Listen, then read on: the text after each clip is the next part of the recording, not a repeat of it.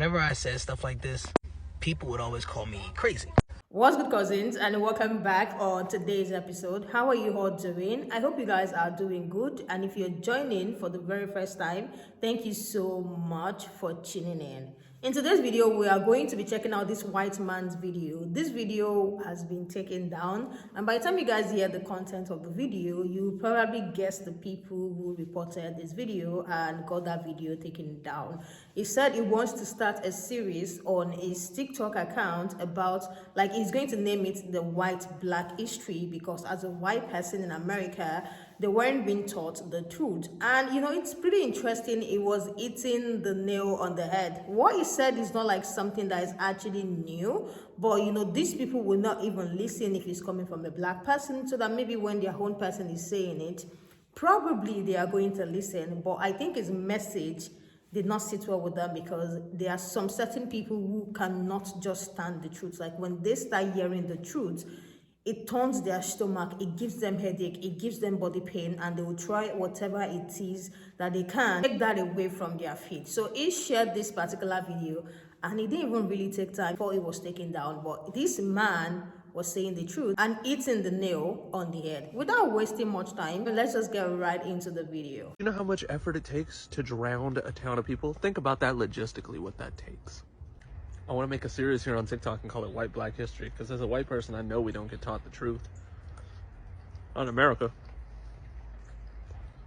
I'll give you an example. It would be like the Tulsa Massacre, where Black Wall Street is what we called it, an extremely wealthy black neighborhood, was beaten and burned down. Another one's like the Wilmington Massacre in North Carolina in like 1898, where a group of white supremacists just decided to overthrow the local government that was biracial and then just kill all the black people. Show me that in your history book. Or you have like the CONTOPRO and like the targeting of black leaders from like 1950 something to 1971, where basically it was an FBI initiated program that was designed to infiltrate and target black leaders, black communities, anybody who was really outspoken against things. We just don't learn these things. Like literally the FBI and the CIA have been involved in the disparagement, displacement, and eradication of black people and their wealth for ever. Then when somebody brings it up, we sound crazy because you haven't heard it in a textbook in 6th grade. Why would we teach you you're the bad guy? It's crazy.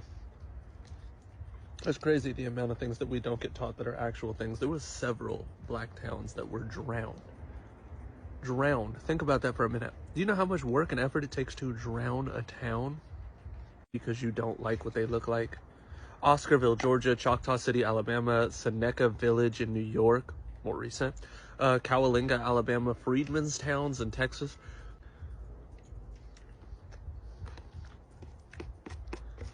Do you know how much effort it takes to drown a town of people? Think about that logistically, what that takes.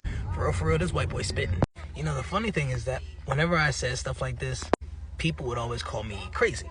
I can't tell you the amount of times that I've mentioned the amount of ways that the FBI has actively worked against black people for their wealth and economic growth. And the fact that we have all this information and we still act like it's not out there. And when I say we, I mean the white majority, the Hispanic majority, things like that. Like when black people tell them, hey, like every time we try to get wealth, they kill us. And then you name these towns that like actively showed this. Did you know that a part of New York City, Seneca Village, used to be a predominantly black owned town, like where black wealth was high, and because racist, like white people didn't want us having shit more than them, they drowned the town and then redid shrubbery over it. There's so many instances of this jealousy and this hate. And then when people say things like, oh, you have the same economic opportunities, it's always funny to me, because let us get to a place where we have that town again. I guarantee you the methods of the FBI and the CIA will not change. I want you to go back and watch his video, because he has really good points and he lists a lot of stuff that I haven't talked about. But you will see how even in 2024, if black people come together as a community and actually gain some wealth, we're probably gonna die. Like it's the fear and the knowledge, knowing that this is a thing that the United States does and has no qualms about doing. They will kill us. You know how much effort it takes to drown a town of people? Think about that logistically, what that takes. All right, I already do edit this, but I love what this guy said. It's actually pretty interesting. I can appreciate him for this. But one thing that I do want to point out, we talk about it, people of color talk about it, but think about this logically. When you walk into someone's house and they don't clean their own home, you tend to feel uncomfortable there, right? And you tend to think differently, not on purpose, but you might question whether or not you want to eat there, whether you use their bathroom, or whether you'll touch things. You just don't feel comfortable because people aren't willing to clean their own home, do their own housekeeping. Same thing with this scenario. We understand things have been done, but if you guys aren't willing to do your own housekeeping to correct the things that have went bad, don't get mad at people for saying things, bringing things up, and having to hear things over and over again. It's like you're walking past the clothes that are in the middle of the floor that were left there to be washed, knowing you've seen them, knowing they're your pile of clothes, but you're expecting somebody else to come pick those clothes up and wash them for you and remove them from the walkway that they're between, when you shouldn't have put them in the middle of the walkway to begin with, and it's your mess. So it's a lot of people trying to fight and let you guys know that you have shit all on the floor. And those that are willing to do stuff about, they're cleaning up messes in other places. But the ones who have the big piles of shit that is disturbing everybody are still leaving their shit everywhere. That's like the best way to describe what this is. You don't want to hear about having to clean up your own shit, but we also don't want to have to deal with the shit or have to clean the shit up for you. Because us cleaning it is going to be messy. Just like any household where somebody else has to come in and clean your stuff for you. That's not supposed to be there. That's not invited. Because it's scenarios like that don't happen. Don't nobody just come in your house that don't know you and will clean up your shit without receiving anything. It just doesn't happen. So why logically do you think somehow that's how the world is going to fix itself?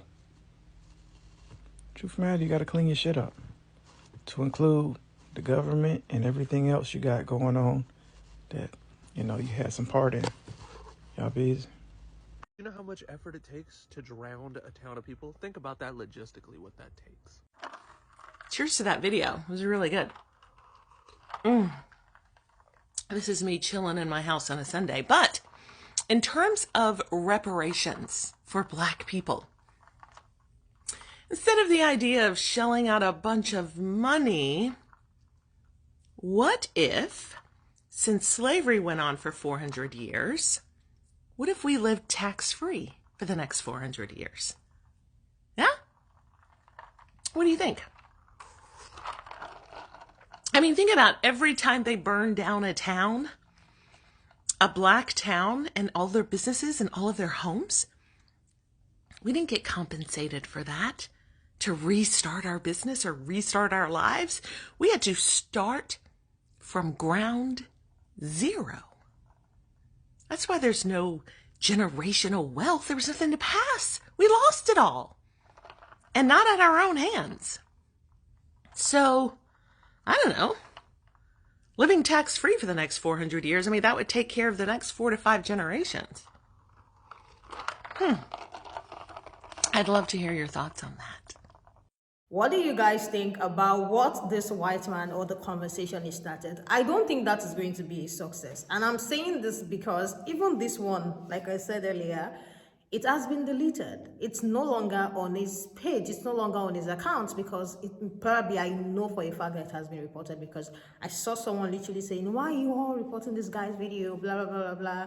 I feel like it's because he said the truth. What he said is not new. It's something that Black people have been saying, but we all know that they act like they don't understand, like they can't hear.